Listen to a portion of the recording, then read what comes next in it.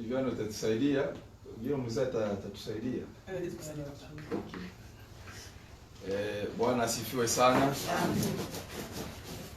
Nataka tumshangilie kwa tena Bwana.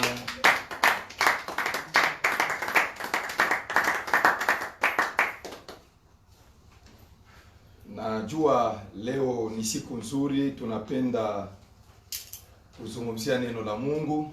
Aujourd'hui c'est une belle journée, nous voulons parler de la part de Dieu. Na mbele ya yote ninamshukuru Mungu tena kutupatia muda mzuri kwa nyinyi wachache ambao tuko na nyinyi hapa. Avant tout, je remercie Dieu pour le peu de gens avec qui nous sommes ici. Ninasalimia pia wale ambao wanatufuata hata kwa njia ya mtandao ama ya Facebook. Je remercie aussi ceux qui nous suivent par voie d'internet. Nataka neema ya Mungu iwabariki wote. Que la grâce de Dieu vous bénisse tous. Na somo ya leo tuko nayo katika kitabu cha Ufunuo. Et le thème d'aujourd'hui, nous serons dans les livres d'Apocalypse. Ufunuo katika sura yake 11. Apocalypse chapitre 11. Tutasoma 15 hadi 18. Nous allons lire le verset 15 jusqu'au verset 18. Na kisha tutasoma Wakorinto wa kwanza. Et après nous lirons 1 chapitre 15. 51 hadi 58. Le verset 51 jusqu'au verset 58. Na nataka tuanzie na Ufunuo 11. Nous allons d'abord commencer par Apocalypse chapitre 11. Karibu kwa msomaji. Nous lisons la parole de Dieu dans les livres d'Apocalypse chapitre 11, le verset 15 jusqu'au verset 18. Nous lisons au nom de Jésus. Amen. Le 7e ange sonna de la trompette. Et il eut dans le ciel de fortes voix qui disaient: Le royaume du monde est remis à notre Seigneur et à son Christ, et il régnera au siècle de siècles. Et le 24 vieillards qui étaient assis devant Dieu sur leur trône se prosternèrent sur leurs faces et ils adorèrent Dieu, en disant: Nous te rendons grâce, Seigneur, Dieu Tout-Puissant, qui était, et que, car tu sais, saisi ta grande puissance et pris possession de ton règne. Les nations se sont irritées, et ta colère est venue, et le temps est venu de juger le mort, de récompenser les serviteurs, le prophète, le saint, et ceux qui craignent ton nom, le petit et le grand, et de détruire ceux qui détruisent la terre. Et le temple de Dieu dans le ciel fut ouvert, et l'arche de son alliance apparut dans son temple. Amen. Amen. Bwana asifiwe. Amen. Unasoma Wakorinto wa pili wa kwanza, Wakorinto wa kwanza 15 15, 51 à 58. 1 Corinthiens 15, 51 à 58. Voici, je vous dis un mystère. Nous ne mourrons pas tous, mais tous nous serons changés. À un instant, en un clin d'œil, à la dernière trompette, la trompette sonnera et le mort ressusciteront incorruptibles. Et nous serons changés. Car il faut que ces corps corruptibles revêtent l'incorruptible et que ces corps mortels revêtent l'immortalité.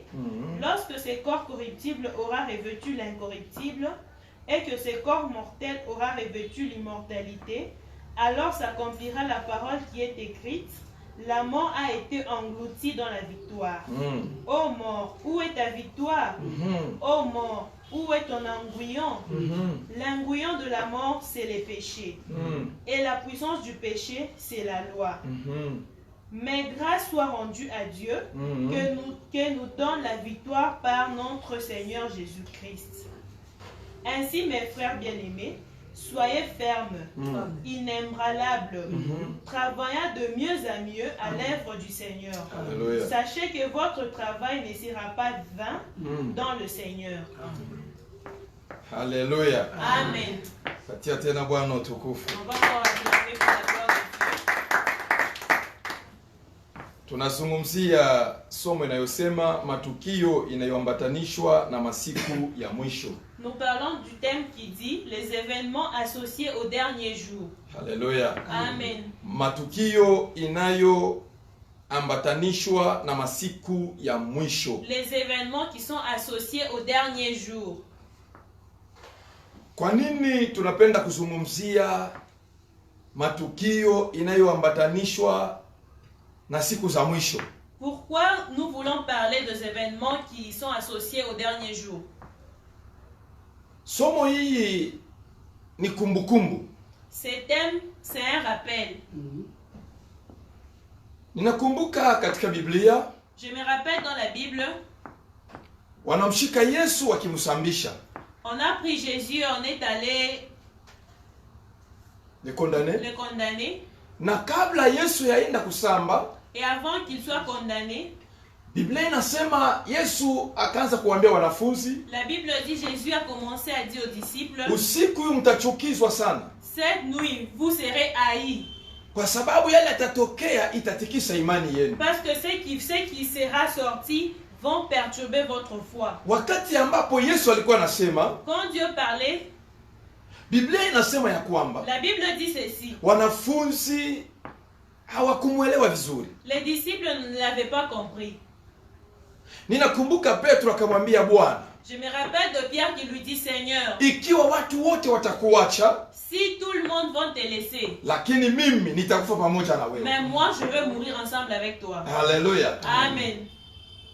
Petro aliposema hivi, Quand Pierre avait dit cela, Biblia inasema la Bible dit, Yesu akamwambia, Dieu lui a dit, Petro, Pierre, utanikana tu vas me nier mara 3 3 fois kabla jogoo ya wiki. avant que le coq Petro chante. akasema mimi nitakuwa pamoja na wewe. Pierre a dit, moi je serai ensemble Lakini avec Yesu toi. akamwambia, Mais Dieu lui a dit, jua neno hili ya kwamba sache cette parole que busiku abutakucha avant que la nuit, kabla haujanikana mara 3. tu vas me renier 3 fois. Na kile kitakukumbusha kwamba Et ce qui va te rappeler wewe na mimi tulizungumza maneno ya kunikana que toi et moi nous avons parlé de ces choses, ni wakati jogoo atawika. c'est quand le coq va chanter. Haleluya. Amen. Wakati jogoo atawika, Quand le coq va chanter, utanikana mara 3. tu vas me renier 3 fois. Kanisa la Bwana, Église de Dieu, nataka tuelewe kitu ya kwamba j'aimerais que nous sachions une chose que habari ya mwisho wa dunia, le message du temps de la fin, kila mtu anajua ya kwamba dunia itakuwa na mwisho. tout le monde sait qu'un jour le monde prendra fin. Juu ya nini tunapenda kuizungumzia leo? Mais pourquoi nous voulons parler de ces messages aujourd'hui? Leo tunaizungumzia ni kama kumbukumbu tu. Aujourd'hui, nous parlons comme un rappel seulement. Ni kumbukumbu. C'est juste un rappel. Kama vile jogoo alimkumbusha Petro, Comme le coq avait rappelé à Pierre, ni vile na mimi nataka tukumbushane. c'est comme moi aussi j'aimerais que nous puissions nous rappeler. Muulize ale pembeni yako asema, je, unakumbuka jogoo alimkumbushaka Petro? Demande à ton voisin, est-ce que tu te rappelles que le coq avait... Haleluya. Amen. Haleluya. Amen. Jogoo alimkumbusha Petro. Le coq avait rappelé Pierre. Petro wakati alikuwa anamsindikiza Yesu, Quand Pierre accompagnait Jésus, alijua kwamba Yesu alinieleza nitamkana. il savait que Dieu m'avait dit que je vais le renier. Alijua kwamba Yesu alimwambia utanikana. Il savait que Jésus lui avait dit que tu vas me renier. Lakini alikuwa pamoja na Yesu. Mais il était avec Jésus. Na wakati beko na mhukumu Yesu, Et quand on condamnait Jésus, Petro alijua Bwana aliniambia nitamkana. Pierre savait que Jésus m'avait dit que je vais le renier. Ila aliendelea tu kwa pembeni yake tu. Mais il continuait toujours à être à côté de lui. Kanisa la Bwana, Église de Dieu. nataka tujue J'aimerais que nous leo connaissions. watu wengi, Aujourd'hui, beaucoup de leo gens, kanisa aujourd'hui ni l'église, kama Petro. c'est comme Pierre. Haleluya. Amen. Kanisa leo ni kama Petro. L'église aujourd'hui, c'est comme Pierre. Yesu alikuwa kutuambia mambo itatutukia kwa wakati huu. Dieu nous avait déjà révélé les choses qui vont arriver à ces temps ici. Na kanisa inamsindikiza ikijua kwamba kabisa kuna muda mgumu unakuya. Et l'église l'accompagne tout en sachant qu'il y a un temps fort qui arrive. Ila acha sasa, wakati Petro mambo yalianza kuwa magumu zaidi, Quand les choses devenaient encore plus dures pour Pierre, Petro akaulizwa, Pierre, on lui a demandé, ulikuwa na Yesu? Est-ce que tu étais avec Jésus? Kwa mara ya kwanza Petro akasema Pour la première fois, Pierre a dit, simjue. je ne le connais pas. Haleluya. Amen. Petro akasema simjue. Pierre a dit, je ne le connais pas. Ninaamini siku hizi Je crois que ces jours-là, kanisa watu wengi wanasema wamjue. l'église, beaucoup de gens disent qu'ils ne connaissent pas. Haleluya. Amen. Unajua serikali yetu Vous savez, notre... haikufunga mbingu. ils n'ont pas fermé le ciel. Haikusema watu wazungumze na Mungu. Ne parle pas avec Walisema Dieu. wamekataa makanisa sababu tumejaa wingi tusiambukizane ugonjwa. Ils ont refusé l'église parce que nous sommes nombreux qu'on ne puisse pas se Lakini contaminer. watu chini ya 20 wanaweza kukutana na kuomba Mungu Mais kifamilia. quelques personnes, moins de 20, peuvent se réunir et prier Dieu dans la famille. Leo kuna watu ambao wanajua tukiwa hata watu 5 tunaweza tuombe lakini hawataki kuomba. Il y a des gens qui savent que nous pouvons être même moins de 20 personnes, on peut prier, mais ces gens-là ne veulent pas prier. Sasa leo jogoo analia kwa kuwakumbusha ya kwamba Yesu alisemaka muda mgumu Aujourd'hui, les corps unakuja. chantent pour leur rappeler que Jésus, avec les temps forts, arrive. We, Pierre a dit, je ne le connais pas. jogoo akamwambia hata nikukumbushe, Le coq a dit, je veux te rappeler. ila jogoo hakumkumbusha kwa haraka. Mais le coq ne l'a pas fait rapidement. Jogoo alimchunga mara ya kwanza anakataa. Le coq a entendu la première fois quand il a refusé. Jogoo alikuwa kimya. Le coq s'est tué. Lakini akijua ya kwamba Petro mambo alikueleza unayakumbuka. Tout en sachant que Pierre, tu te rappelles de ce que Jésus t'avait dit. Ninakumbuka kuna siku niliwaeleza viumbe vya asili vitayeyuka. Kanisa lote nzima ilikuweko kanisani. Je me rappelle un jour à l'église, j'avais prêché et je vous avais dit que les choses La vont se nature va dissoudre. se dissoudre. La nature va se dissoudre. Wakati nilikuwa naleta mafundisho watu hawakuelewa. Quand je donnais cet enseignement, les gens n'ont pas compris. Ila nimeamini leo yamekwisha kwanza tukia. Mais je crois qu'aujourd'hui, ça commence à arriver. Haleluya. Amen. Yamekwisha kwanza tukia. Ça commence à arriver. Biblia inasema La Bible dit, kwa mara ya pili pour la deuxième fois, wakamwambia ulikuwa na Yesu. on lui a dit, tu étais avec Jésus. Petro akamwangalia aliyesema, Pierre lui a regardé la personne qui a dit, akamjibu ana kwa ana, il lui a répondu vis-à-vis, simjue. je ne le connais pas. La deuxième fois. Haleluya. Amen. Ilikuwa mara ya pili, C'était pour la deuxième fois. simjue kabisa. Je ne le connais pas en tout Yule cas. mtu Cet homme-là, simjue. je le connais pas. Lakini ndani ya moyo Mais dans son cœur intérieurement, Petro alijua Pierre savait que ninamjua. je le connais. Kuna watu wanamjua Mungu. Il y a des gens qui connaissent Kuna Dieu. watu wanamjua Yesu. Il y a des gens qui connaissent Lakini Jésus. leo hawataki kumuomba. Mais aujourd'hui, ils ne veulent pas prier. Coronavirus haikutuambia tulikane jina la Yesu. Le coronavirus ne nous a pas dit de nier le nom de Dieu. Haleluya. Amen. Na mara ya tatu Et pour la troisième fois, Biblia inasema la Bible dit, aliposema tu simjue, quand ça monte, il a dit, je ne le connais pas. akasikia Il a écouté le corps. ndani mwake akasema Intérieurement, il a dit, yale ambayo Bwana alinieleza c'est que Jésus m'avait dit. yametimilika. Kama yalitimilika Si ça s'était accompli, yaliyosema Bwana yalitimilika kwa Petro, c'est que Dieu avait parlé pour Pierre. kuna yale Bwana alisema kwa ajili ya Il kanisa. y a aussi ce que Dieu avait parlé sur Nataka l'église. kanisa lijue pia ya kwamba Je veux que l'église aussi sache kama que yalivyotimilika kwa Petro, de la même manière c'était accompli pour Petro ndiye Pierre. mtu ambaye Bwana alipa funguo ya kanisa. Pierre c'était quelqu'un que Dieu lui avait donné les Hakikisha clés de kwamba l'église. na kwa kanisa yatatimilika. Alors certainement aussi pour l'église ça va s'accomplir. Haleluya. Amen. Yatatimilika. Ça va s'accomplir. Bwana alisema Dieu a dit, ninaenda je m'en vais, nitakuja. je reviendrai. Hakika Certainement, yatatimilika. ça va s'accomplir. Mimi nimehakikisha kwa sababu Moi je certifie yale ambayo pourquoi. Bwana alimwambia Petro Parce que ce que Dieu avait dit à Pierre, yalitimilika. ça s'était Na accompli. alama aliyomupa Et les signes qu'il lui ni avait sauti donné, moja itakayolia. c'était une voix. Wakati ile sauti italia, Quand cette voix allait retentir, imhakikishie Petro kwamba que ça puisse certifier sema Bwana sasa ndiyo ce haya. que le maître avait dit vient de s'accomplir. Ile Biblia inatuambia katika wa Korinto ya C'est kwamba ce que la Bible nous dit dans les livres de Corinthiens, hata na que, katika Ufunuo ya même kwamba dans les livres d'Apocalypse, que kama Petro alikumbuka, si Pierre a été rappelé par le corps, ila kanisa litakumbushwa na baragumu. mais l'église sera rappelée par la trompette. Haleluya. Amen. Kanisa litakumbushwa na baragumu. L'église sera rappelée par la trompette. Na uhakikishe ya kwamba baragumu italia. Je vous certifie que la trompette sonnera. Na hiyo baragumu Et cette trompette, ndiyo kama Jogoo alivyomkumbusha Petro. c'est comme le coq avait rappelé à alikumbushwa na jogoo Pierre a été rappelé par le coq sababu alimsikia jogoo. parce qu'il avait écouté le coq. Je, wewe utaisikia baragumu? Comment toi tu vas écouter la trompette? Haleluya. Amen. Patia Bwana utukufu. Tu peux acclamer pour la gloire de Dieu. Baragumu italia.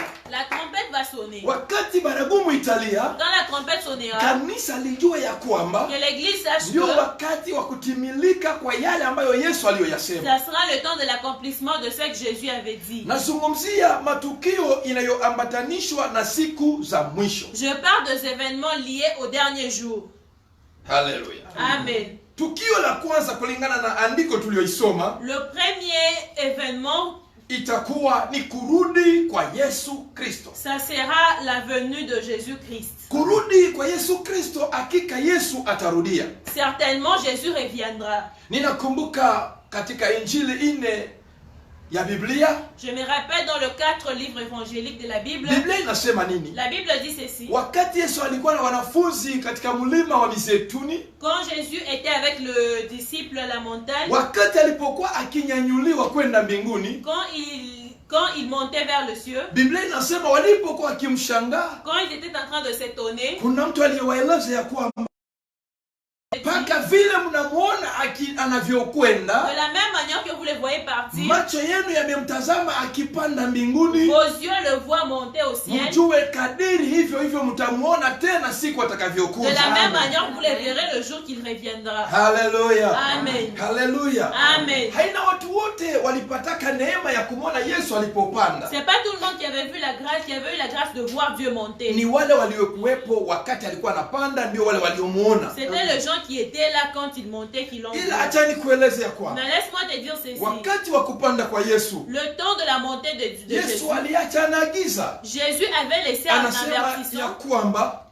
en disant ceci. msifadhaike mioyoni mwenu, Ne soyez pas attristés dans vos mwamini cœurs. Mungu, Croyez en Dieu. muniamini na mimi. Croyez aussi en moi. Ninaenda kwa Baba, Je vais au Père. nyumbani kwa Baba Dans la maison de mon Père, kuna makao mengi. il y a beaucoup de place. Nimeenda kuandalia makao, Je vais na ninapokwenda et quand je m'en vais, nitarudi tena kuja kuwachukua. je reviendrai encore vous chercher. Nataka kanisa lijue J'aimerais que l'église sache que kanisa alitaondoka katika dunia kama Yesu hajakuja kulichukua kanisa. l'église ne quittera pas le monde si Jésus n'est pas encore venu le chercher. Wewe na mimi hatuondoki katika dunia kama Yesu hajakuja kutuchukua. Toi et moi, nous ne quitterons pas le monde si Jésus n'est pas encore venu nous chercher. Wewe aliyemwamini Yesu Kristo, Toi qui as cru en Jésus-Christ, hutaondoka katika dunia kama Yesu hajakuja kukuchukua. tu ne peux pas quitter le monde si Dieu n'est pas encore te Unajua prendre. kuna watu wanaogopa kifo. Il y a des gens qui craignent la mort. Usiogope kifo. Ne crains pas la mort. Kwa sababu ya nini nasema tusiogope kifo? Pourquoi je dis que nous ne craignons pas la Kwa mort? sababu Biblia inasema Parce que la Bible dit, wakati Yesu atakuja, quand Jésus reviendra, atakuja kubeba kanisa. il reviendra pour prendre l'église. Kanisa sio wale walio hai tu. L'église, ce n'est pas seulement ceux qui sont Kanisa vivants. ni wale ambao waliokoka katika jina la Yesu Kristo. L'église, c'est ceux qui ont cru au nom de Jésus-Christ. Hata wale ambao wametangulia kufa waliookoka ni wa Kristo. Même ceux qui sont morts, mais qui étaient sauvés, sont des chrétiens. Haiko mauti inaweza kutuvula identite ya kuwa wa Kristo. Ce n'est pas la mort qui peut nous enlever l'identité chrétienne. Haiko shida inaweza kutuvula identite ya kuwa wa Kristo. Ce n'est pas le problème qui peut nous enlever l'identité chrétienne. Haleluya. Amen. Tunabaki wa Kristo kwa sababu tulimkubali Yesu na kumwamini kama Bwana na Mwokozi wa maisha yetu. Nous sommes des chrétiens parce que nous avons accepté Jésus comme notre sauveur. Ikiwa ulimwamini Yesu, Si tu as cru en Jésus, uwe na hakika ya kwamba aie la certitude que, iwe magumu, quel que soit le problème, iwe magonjwa, quelle que soit la maladie, iwe kifo, quelle que soit la mort, hakiwezi kukutosha katika miongoni mwa wanaoitwa kuwa watoto wa Mungu. cela ne peut pas t'enlever dans ceux qui sont appelés enfants de Dieu. Haleluya. Amen. Ninampenda mtu wa Yesu. J'aime l'homme de Jésus.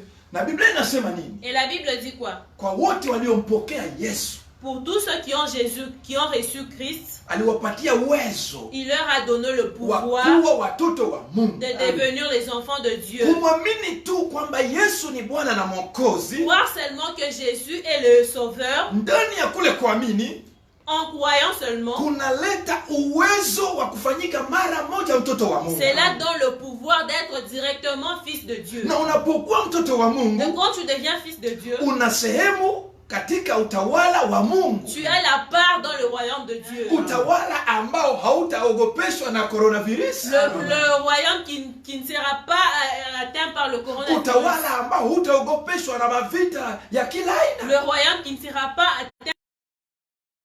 Ambao hautaogopeshwa na uchawi. Les royaumes qui ne sera pas atteint de la sorcellerie. Haleluya. Amen. Ninapenda tumkubali Yesu kama Bwana na Mwokozi kweli maishani mwetu. J'aimerais que nous acceptons véritablement l'homme de Jésus comme notre sauveur dans nos vies. Wewe unayenifuata kwa njia ya mtandao, Toi qui me suis par voie d'internet, ikiwa ulikuwa hujamwamini Yesu, si tu n'avais pas encore cru en Jésus, siku ya leo iwe siku nzuri kwa kumwamini Yesu que Kristo. cette journée d'aujourd'hui soit une belle journée pour toi. Pourquoi en Sababu Jésus-Christ? wanaomwamini Yesu Parce que ceux qui croient en Jésus-Christ, wanapewa identite ya kuwa batoto ya Mungu. ils reçoivent le pouvoir de devenir enfants de Dieu. Acha niseme mfano mwepesi katika dunia. Attendez que je vous donne un exemple dans le monde. Mtu anaweza kuzaliwa ni Mkongomani, Quelqu'un peut naître congolais, anaenda ku Afrika ya Kusini. il va en Afrique du Sud, Anasema napenda niwe mtu wa Afrika ya Kusini. il veut que je veux la nationalité sud-africaine. Inawezekana akapate ile identite ya kuwa Mwafrika wa C'est Kusini. possible qu'il reçoive cette nationalité Sababu sud-africaine anaweza kainunue. parce qu'il peut payer ça. Haleluya. Amen. Kama katika dunia watu wananunua identite, Si dans le monde, les gens payent l'identité, wanatoa pesa nyingi kwa kununua identite. ils sortent beaucoup d'argent pour payer Sisi l'identité. tunapewa kwa urahisi identite ya watoto wa Mungu. Nous recevons gratuitement l'identité de fils de Dieu. Sio kwa kutoa pesa. Ce n'est pas en donnant de Ni kwa l'argent, kukiri kwa kinywa chetu ya kwamba Yesu Kristo ni Bwana na mais Mwokozi en wa maisha yangu. confessant que Jésus-Christ est le Nataka mtu sauveur. anunue identity kwa kusema Yesu Kristo ni Bwana na Mwokozi wa maisha Pour yangu. que quelqu'un confesse que Jésus-Christ est le sauveur de Haleluya. vie. Amen. Unaposema Yesu Kristo ni Bwana na Mwokozi wa maisha yangu, Quand tu confesses qu'il est le sauveur de ta vie, unanunua identite ya kuwa mwana wa Mungu. tu reçois l'identité d'être fils de Dieu. Na unapokuwa mwana wa Mungu, Et quand tu deviens fils de Dieu, unakuwa na makao, unakuwa na sehemu, unakuwa na eneo yako binafsi katika utawala wa ufalme huo. tu as aussi ta place dans ces royaumes-là. Mimi ninasema nanyi, ninajua sehemu yangu inanisubiri. Moi qui parle, je sais que ma place m'attend. Haleluya. Amen. Sehemu yangu iko Ma place est là kwa sababu nilimwamini Yesu. parce que j'ai cru en Dieu. Hakikisha na wewe sababu ulimwamini Yesu na sehemu yako iko. Toi aussi, ça, sois sûr que comme tu as Yesu cru en Dieu, anasema ta place ninaenda est là. kuandalia. Il a dit que je veux préparer. Kila aliyemwamini Yesu, Yesu anamtayarishia eneo yake. Tout celui qui a cru en Dieu, Dieu prépare sa Kule place. hakutakuwaka kadastre, Là-bas, il n'y aura pas de conflit de cadastre. limite, Il n'y aura pas de conflit. déplacement de borne. Il n'y aura pas. Haitakuyakako. Amen. Sababu kila mtu atajisifiri kwenye eneo yake. Parce que chacun sera suffisant dans sa Haleluya. place. Amen. Le conflit kadastrale itaishaka. Les conflits Sisi wa géomètre wa dunia kumbingwa tutafanya géométrie. Amen. Puisqu'il y a déjà le géomètre Jésus-Christ ambaye kunafanya mambo yote. Amen. Haleluya. Amen. Yesu ni mzuri sana. Tu es bon. Utawala sa conflit. Amen. Rwanda na Kongo wanafia mipaka. Kongo na sijue na Zambia wanafia mipaka. Wanagombana, wanauana, haitakuwa kabisa. Kila mtu atajisifiri kwenye eneo aliyotayarishiwa na Yesu Kristo. Amen. Na hiyo eneo inatayarishiwa ni leo. Et cet endroit se prépare, c'est aujourd'hui. Unataka na wewe upate fasi bado ikingali. Donc si tu veux avoir de la place, il y en a encore. Hutaipata baada ya kufa. Tu ne peux pas trouver après avoir. Hiyo fasi inatayarishiwa mtu akiwa mzima katika dunia. Cette place se prépare quand tu es vivant dans le monde. Kinachomupa access mtu atayarishiwe Et ce qui donne l'accès que quelqu'un soit ni préparé, imani katika Yesu Kristo. c'est la foi en Jésus-Christ. Inatosha. Cela est suffisant. Nataka nyinyi walio pamoja na mimi, Que vous qui êtes ensemble avec moi, unapoondoka hapa kaeleze watu njiani, quand tu quittes ici, va dire aux amini gens, Yesu akutayarishie nafasi mbinguni. crois en Dieu qui en prépare pour Hii toi ndio la place ujumbe wa au ciel. muda tuko nao sasa. Ça, c'est le message du temps que nous Biblia sommes. inasema la nature elle-même ne vous enseigne plus. Haleluya. Maumbile menyewe hailifundishe kitu. La nature elle-même vous enseigne-t-elle pas? Ona yanayotokea leo. Vois ce qui arrive aujourd'hui. Yanatufundisha. Ça nous donne de l'enseignement. Yanatufundisha dunia inaenda fika mwisho. Ça nous enseigne que le monde tend vers la fin. Unajua nilikuwa nafuata information moja kwa internet. Je suivais une information là sur le net. Wanasema kuko kitu kimoja kama vile nyota. On a dit qu'il y avait quelque chose semblable à une étoile. Vers le 29, le 28, le 26 et le 29, il y a eu mwezi tuko nayo. Vers le jour là. Kitanguka. Qui va tomber. Na wanasema kikigusa udongo. Et si cette chose-là touchait le sol. Kulingana na maandiko dunia itaisha. Selon les écritures, le monde va prendre fin. Haiwezekani maumbile ya mbingu yagusane na udongo. Ce n'est pas possible que les choses du ciel touchent la terre. Hallelujah. Amen. Au ni wataalamu wa dunia wanaeleza kitu gisi kitakavyofanyika. Ça, ce sont les gens de ce monde qui prédisent comment ça sera. Lakini sisi kwetu hiyo haituogopeshi. Mais pour nous, ça ne fait pas peur. Sababu ninachokijua ni kwamba parce que c'est que je sais ikiwa dunia itamalizika, si le monde va prendre haiwezi malizika baragumu haijalia. Ça ne peut pas prendre fin. Kitakachotangulia ni baragumu kulia. Ce qui va précéder, c'est la trompette. Ya kwamba Yesu alichokisema kimetimilika. Pour confirmer que ce que Jésus avait dit vient de Petro alipata neema kukumbushwa na jogoo. Comme Pierre avait la grâce d'être rappelé par le na kanisa lina neema ya kukumbushwa na baragumu. L'église aussi a la chance d'être rappelée par la baragumu itakukumbusha ya kwamba sasa amekuja. C'est la trompette qui va nous rappeler qu'il est venu. Amen. Ninampenda Yesu Kristo. J'aime l'homme de Jésus. Yesu atarudia. Jésus reviendra. Hakika kanisa tusiogope yanayotokea leo. Que l'église ne craignons pas ce qui se passe aujourd'hui. Ila tumealikwa tujitayarishe. Mais nous devons nous préparer. Kwa sababu Yesu anakuja. Parce que Jésus revient. Hallelujah. Amen. Tukio la pili itakuwa ni nini? Le deuxième événement sera quoi?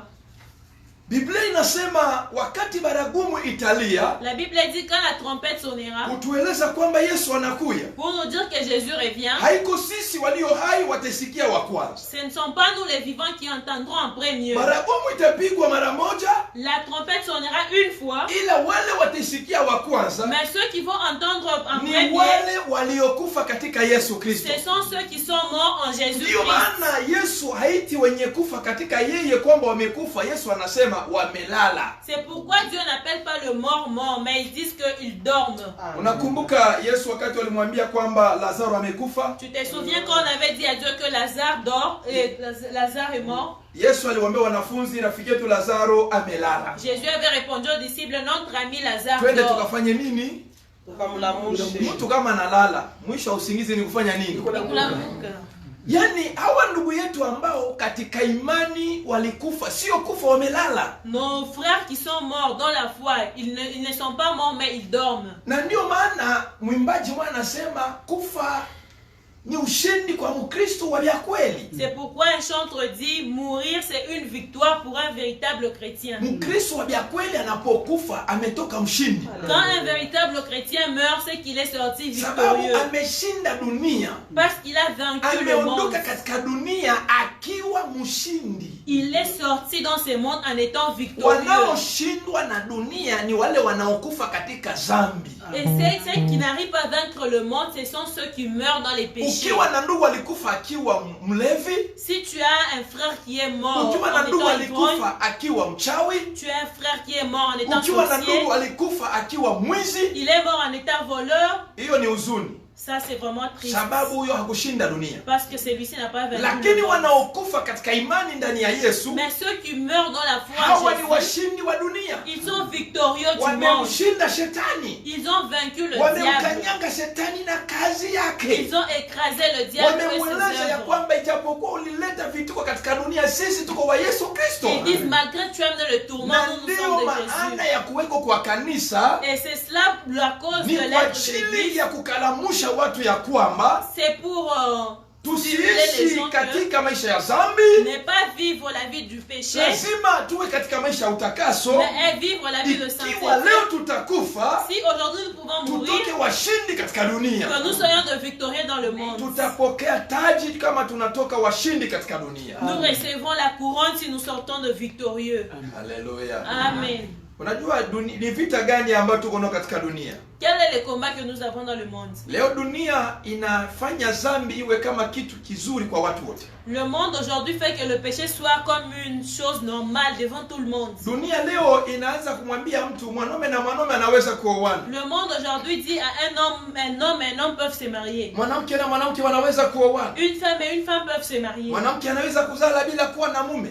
Une femme peut mettre au monde sans avoir un homme. Mwanamke anaweza kuzala na nyama. Une femme peut enfanter avec Dunia un animal. inaleta mafundisho kama haya. Le monde donne ces genres d'enseignements. Wanaoyakubali Ceux qui l'acceptent, wameshindwa na shetani. ils sont vaincus par le diable. Wanaokataa yale mafundisho Ceux qui refusent, wameshinda dunia. ils ont vaincu le monde. Wanapokufa katika Kristo, Quand ils meurent dans Yesu Jésus, atawalipa. Jésus va les Yesu récompenser. atawapokea Jésus va les na appeler kuwaita washindi. et les appeler le Watakuwa vaillant. washindi kwa namna gani? Ils seront des vaillants Kwa comment? sababu wameshinda dunia. Parce qu'ils ont vaincu le monde. Haleluya. Amen. Haleluya. Amen. Na ndio maana nimekusimu pendo, Et c'est pourquoi je te supplie, bien-aimé, tushinde dunia. que nous puissions vaincre le monde. Japokuwa leo dunia inatukokota, Même si le monde nous attire, tusikubali kuambatana na dunia. n'acceptons pas de nous embrasser Dunia avec le monde. itapita, Le monde va passer. na kama inapita, Et quand il va na passer, kila kitu katika dunia kitapita, et toute chose dans le monde passera. lakini mapenzi ya Mungu kwa yule aliyeokoka Mais la volonté de Dieu pour celui qui a cru haitapita kama. ne passera jamais. Haleluya. Amen. Haleluya. Amen. Ninapenda sana andiko hili. J'aime beaucoup ces écritures. Ninasema kitu cha pili ni kufufuka kwa waliokufa katika Bwana. J'ai dit la deuxième de choses, c'est la résurrection de mort en Jésus-Christ. Ninahakikisha waliokufa watafufuka. Je certifie que ceux qui étaient morts vont ressusciter. Fufuka watakaposikia baragumu. Ils vont ressusciter quand ils vont entendre le son de la trompette. Haleluya. Amen. Wa Petro wa kwanza kumsikia jogoo ni waliokufa. Le premier Pierre à écouter le coq, ce sont les morts. Walio hai watakuwa ni wa Petro wa pili kumsikia jogoo Ceux qui akiwika. sont vivants seront le deuxième Pierre à écouter. Waliokufa waliotutangulia Ceux qui nous ont précédés, wamekwisha kututangulia, hata kwenye mlio wa baragumu ils wametutangulia. nous ont précédés même pour le son de la trompette. Haleluya. Amen. Watamsikia wa kwanza, watasikia wa kwanza baragumu. Ils vont écouter premièrement le son de la trompette. Mahali walipolala wamemsikia, wanasema hiyo sio mlio wa kawaida. Amen. Haleluya. Amen. Huyo sio mlio wa kawaida. Ça, ce n'est pas un cri Unajua ordinaire. watu wanapoteza mechi Vous savez quand les gens perdent, mkiwa mmekwisha kupiga mabawa mawili matatu, si vous avez déjà battu mtaanza 2 kutafuta fois, msikie tu rifali vous allez commencer à écouter la fin. apige tu mlio mara moja kusema mambo yameisha. Pour que le match prenne fin. Kanisa, mimi nimetaka nisikie sasa mlio, Moi, je veux que écouter maintenant sababu les ninajua sifflets. imani tunayo leo, Parce que je sais que la foi kabla haijapotea, avant que ça se kabla perde, haijayeyushwa na viumbe vya asili, avant que ça soit hata dissous, tusikie mwisho wa mambo kufika, nous devons écouter la ili fin Bwana de Yesu choses atukute arrivées. tukiwa na imani hii. Pour que le Seigneur nous trouve avec la foi. Tunakoendelea Quand nous continuons, hata imani ndogo haitaonekana. même ce peu de foi Ndio maana Yesu akalia anasema, c'est pourquoi Jésus a pleuré en nikija disant, nitakuta imani katika dunia. quand je reviendrai, est-ce Kama que je vais kuna trouver la kitu foi? kitatafutikana katika dunia, S'il y a une chose qui sera sio dawa recherchée, za kutibu coronavirus. ce n'est pas le médicament. Kitakachotafutikana Ce qui sera ni imani recherché, katika dunia. c'est la foi dans Leo le kwa monde. sababu ya magonjwa ya coronavirus, Aujourd'hui, à watu cause de wamekana la imani. maladie, les gens ont perdu la foi. Tumekana imani. Les gens ont perdu la foi. Hakuna dishi ya Yesu Kristo tena On ne inahubiriwa. parle plus de Jésus-Christ. Kila mtu anafungula redio asikie wanasema nini. Tout le monde ouvre la radio Wanasema et nini? on a dit quoi? Ikiwa inaendelea, Même si ça uiache continue, iendelee. laisse que ça continue. Inafanya kazi yake. Ça fait son Ila travail. wewe kutafuta kuwa na sikio la kusikia. Mais toi, cherche à voir l'oreille qui va écouter le son. Haleluya. Amen. Wakusikia information wasikie. Ceux qui écoutent l'information. Na wewe tafuta information nzuri ambayo itaingia kwenye sikio lako. Toi aussi cherche une belle Hii ndio information. information nzuri kwako leo. Ça, c'est une belle information. Hii ndio aujourd'hui pour information toi. nzuri kwangu. Ça, c'est une belle Ya information pour kwamba moi. baragumu italia. Que la trompette sonnera. Waliotutangulia wataisikia wa kwanza. Ceux qui nous ont précédés écouteront en premier. Wakati watasikia, Quand ils vont écouter, Biblia inasema kitu gani la kitatokea. Bible dit qu'est-ce qui va sortir. Haleluya. Amen. Watavua mwili wa uharibifu Ils vont enlever l'habit de la mortalité. na watavala mwili wa utukufu. Et ils mettront une habit de gloire. Haleluya. Amen. Huo mwili unawasubiri mpaka baragumu ilie. Ces habits-là attendent quand la trompette sonnera. Na ndio maana waliokufa leo hawajaingia kwenye hukumu bado.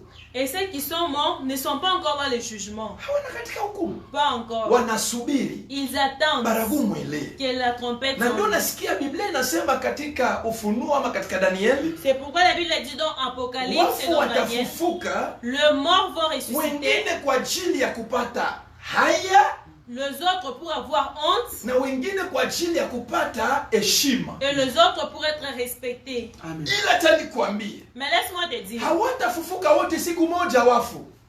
Ils ne vont pas ressusciter le même jour. Haleluya. Amen. Watakaofufuka wa kwanza Ceux qui vont ressusciter ni en wale premier, watakaosikia baragumu itakapolia. c'est ceux qui vont écouter la trompette sonner. Ni hawa watafufuka wa kwanza, sababu kitawafufulisha ni msikie sauti ya baragumu. Ce qui va faire qu'ils puissent ressusciter, c'est le son de la trompette.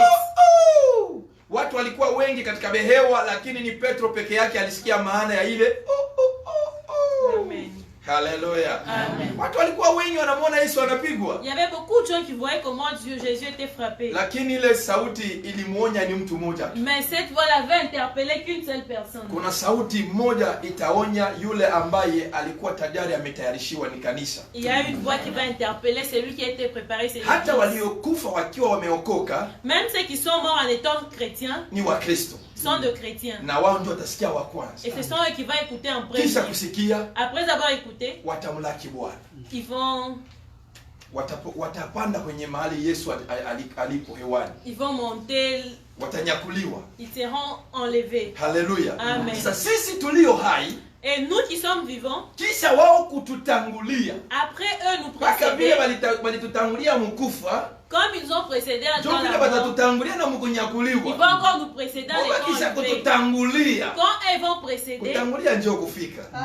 Kama dunia inasema kutangulia ina kufika, kutangulia kufalme wa mbingu ndio kufika. Haleluya. Wao watatangulia, wanasherehekea tayari na Yesu. eux ils seront enlevés directement avec Jésus. Ndio shie sasa nasi tunashtuka sasa baragumu tunishikia juu eko itakuwa naenda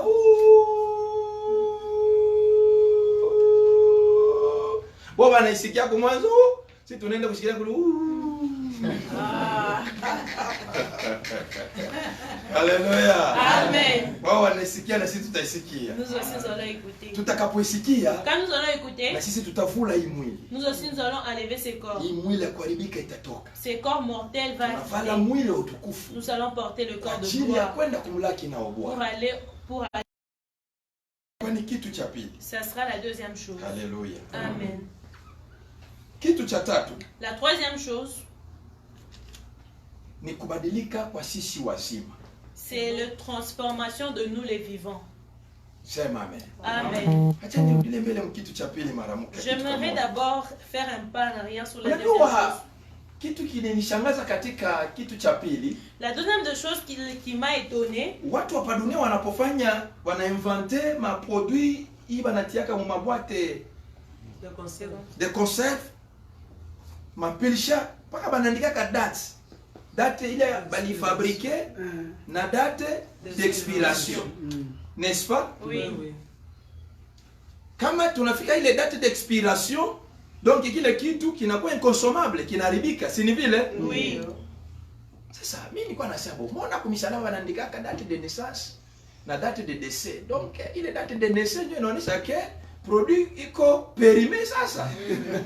Bon, sasa kama produit iko périmé, comment mais batu batalamuka? C'est-à-dire mtu akikufa katika Yesu, date d'expiration haikalaki n'existe mu maisha yake. Amen. Ndio. Amen. Haleluya. Amen. Parce que kungalikuwa date d'expiration kama bangalisikia baragumu. Mwangalie jirani yako mwambie sema wewe hauna na date d'expiration. Dis à ton voisin, toi tu n'as pas de date d'expiration. Alléluia. Amen. Hatuna na date d'expiration. Nous n'avons pas une date d'expiration. Haleluya. Amen. Hata tukifa hatuna expire, tuko Même si paka. nous mourons, nous n'allons pas expirer. Ninapenda sana fasi. Amen. Kitu cha tatu ninasema La troisième de chose, j'ai dit, kubadilika kwa wazima. la transformation des vivants. Yaani tutavua mwili wa udongo, Nous allons enlever le corps, mwili wa umutu le corps humain, na kuachana nao. et nous allons s'en débarrasser. Na kisha tutavikwa mwili wa utukufu Et nous allons revêtir le corps de gloire, kama mwili uliovala Yesu, le corps qui avait Jésus, ule mwili uliomfanya apande. le corps qui avait fait qu'il puisse Ndio monter. mwili tutakaovala. C'est les corps que nous allons revêtir. Na ule mwili hutaupata kwa kununua kwa pesa. Et ces corps-là, tu ne l'auras pas en payant de l'argent. Gharama ya kupata huo mwili ni kumwamini Yesu peke yake. Les prix pour avoir ces corps, c'est croire en Dieu. unapomwamini Yesu, quand tu crois en lui, unapata huo mwili. tu auras ces corps. Hata hivi tunavyoishi, Même comme nous vivons, ule mwili uko ndani yetu umefichama. ces corps est en nous cachés. Tunatembea tukiwa nao. Nous marchons avec. Kinachofichika ni nini? Qu'est-ce qui cache? Sababu tukingaliki na mwili wa uharibifu. C'est parce que nous avons encore ces corps ici. Haleluya. Amen. Baragumu ikilia, Si la trompette sonne, hakuna dakika kusema utaenda kubeba ule mwili quelque part ndio uivale.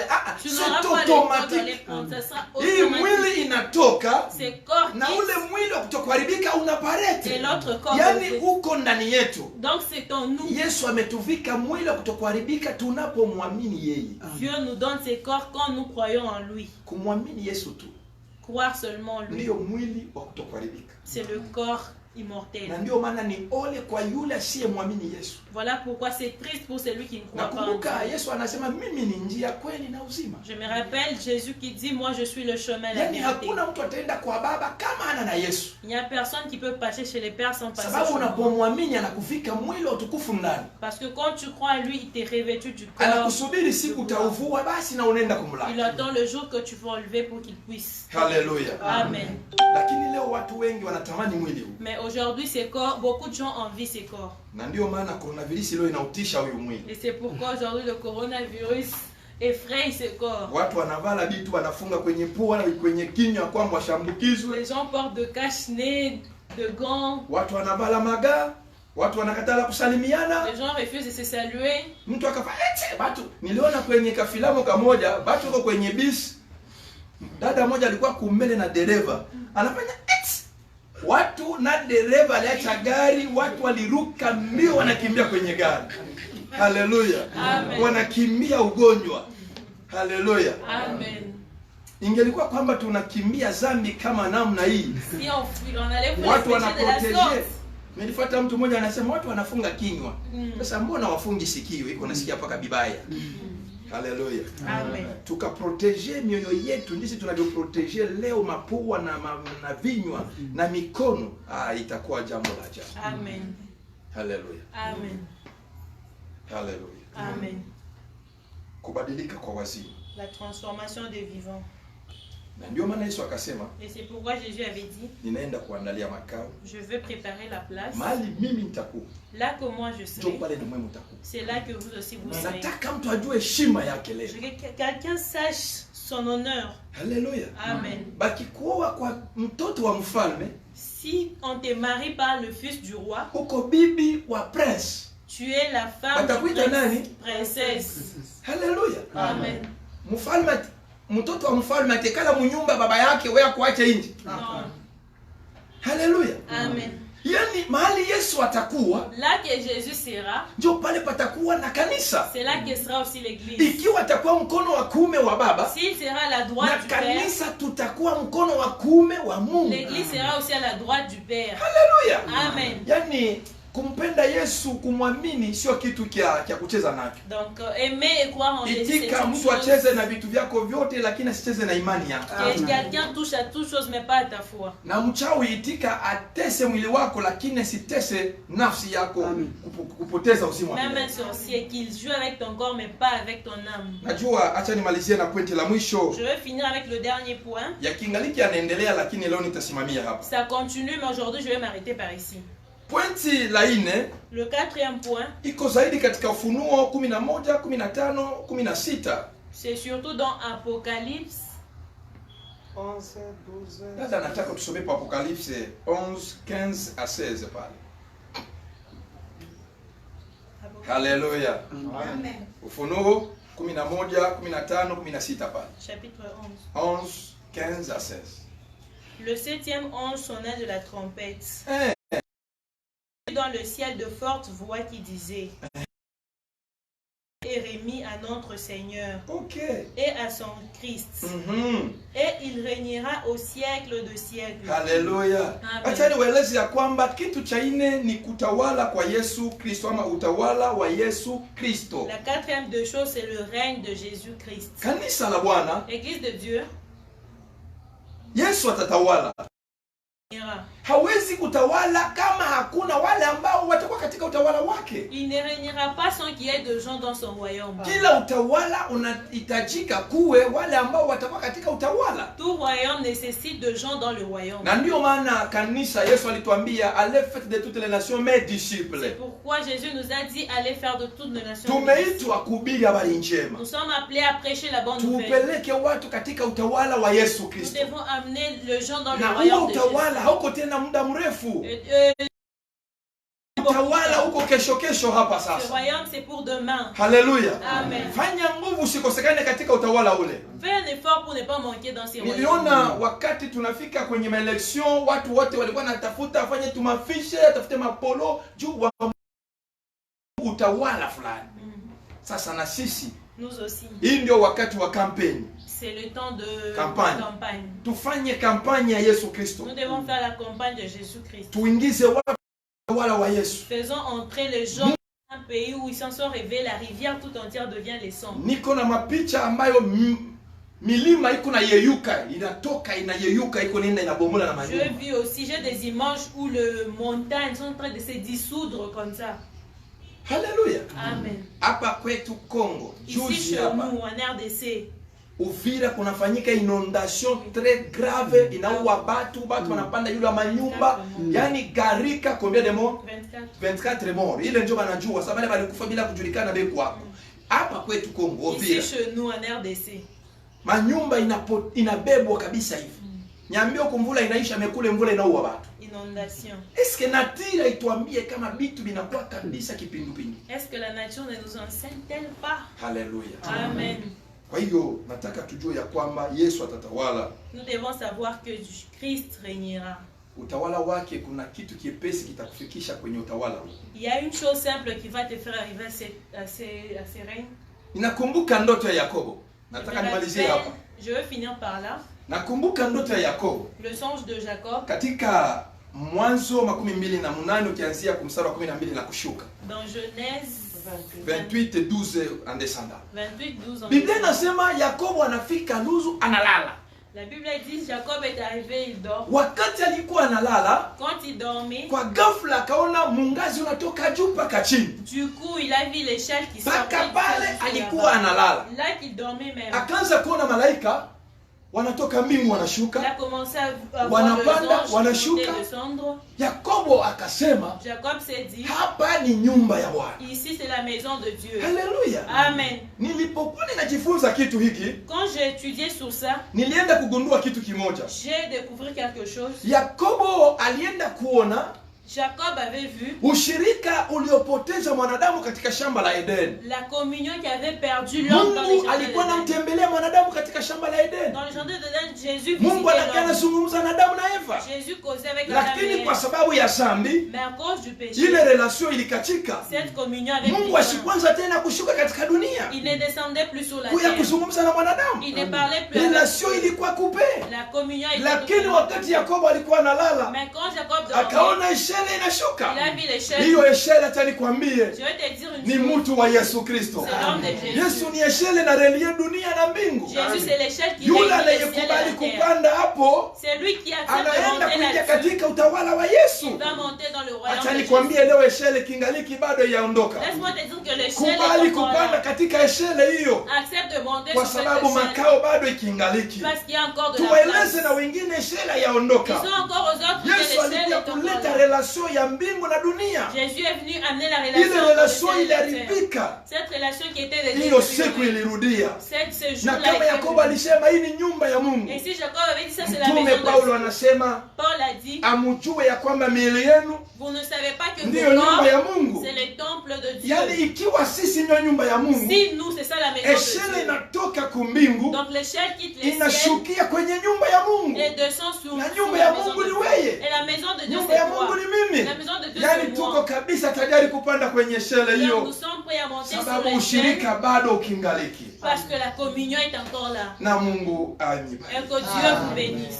Shangilia neno la Bwana. Acclamons la parole de Dieu. Shangilia kabisa Bwana. Nataka tufanye kitu kimoja wapendwa. Nataka niulize yule ambaye bado hajamwamini Yesu katika maisha yake. Leo ni siku nzuri ya kumwamini Yesu kumpokea kama Bwana na Mwokozi wa maisha yako. Ikiwa kuna mtu unajua si amwaminiaka Yesu, inua mkono wako juu, mpokee Yesu Kristo kama Bwana na Mwokozi, kwa sababu Yesu ndiye eshele ambaye itakutosha leo kukuingiza katika utawala wa kumbingu. Kama kuna mtu hajamwamini Yesu, inua mkono wako, mpokee Yesu kama Bwana na Mwokozi.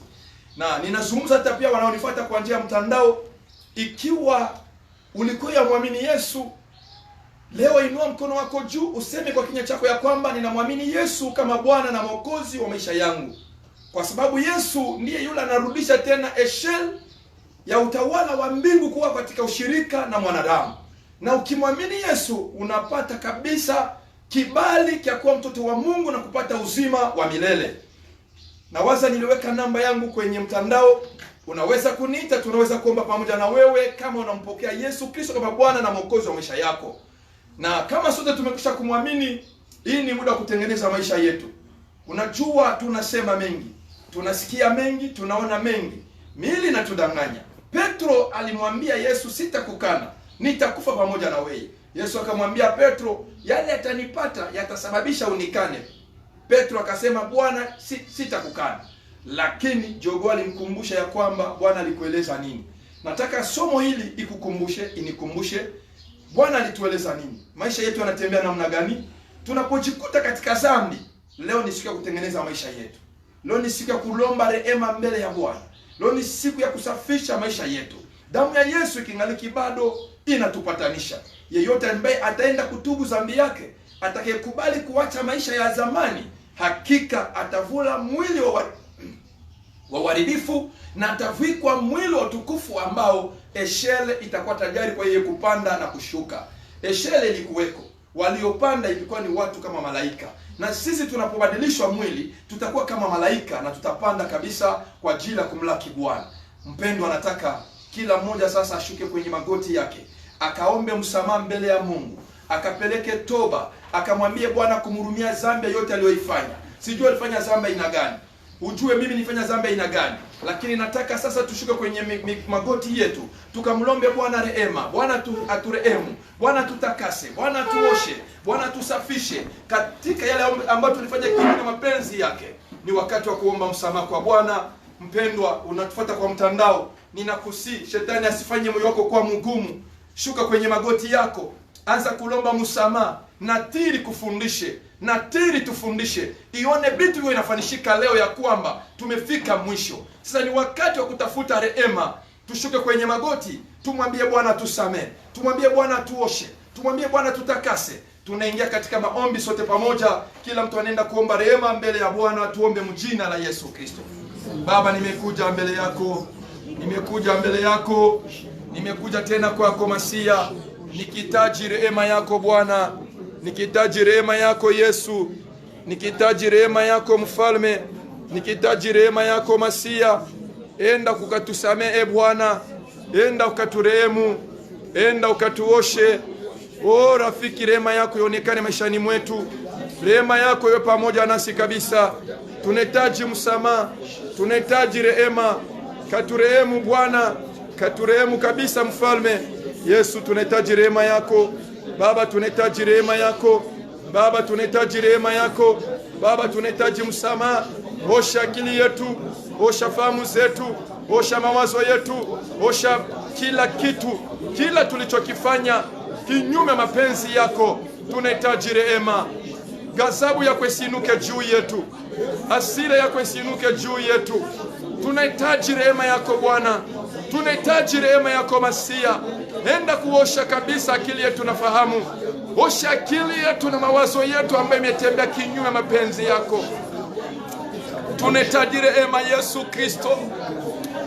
Osha akili yetu na fahamu zetu Bwana. Tumedanganywa na maneno mengi katika dunia hii. Dunia imetukumba, imetukokota katika maisha ya upotevu. Dunia imetupeleka katika njia ya dhambi. Dunia imetutenganisha na mapenzi yako, lakini uko mwingi wa rehema. Acha tena rehema yako ionekane. Acha tena rehema yako iendelee kutuona. Acha tena rehema yako iendelee kabisa kwa pamoja nasi Baba. O Yesu, uturehemu. Yesu tusamee. Yesu tuoshe, osha akili yetu, osha mawazo yetu, osha maisha yetu. Takasa Baba, takasa kabisa. Nahitaji rehema yako, nahitaji utakaso wako. Hata ndugu anayenifuata kwa mtandao, nahitaji rehema kabisa. Baba, ninaomba hata msamaha kwa ajili ya nchi yangu ya Kongo. Ninaomba msamaha kwa viongozi wetu wa nchi ya Kongo. Ninaomba msamaha kwa bara letu la Afrika. Ninaomba msamaha kwa ajili ya ulimwengu wote mzima. Kama leo kuna maneno mengine yanatokea, ni kwa sababu ya dhambi zetu. Nahitaji uturehemu, nahitaji ututakase, utuoshe, utusafishe. Takasa kabisa Bwana. Biblia inasema muje kwangu, nitamisamehe, nitamiosha. Takasa majeshi yetu, takasa viongozi wetu, takasa kabisa Bwana. Tunahitaji rehema, rehema ionekane, rehema yako ionekane kwetu, rehema yako ionekane Masia, rehema yako ionekane tena Bwana, rehema yako iwe pamoja nasi Mfalme.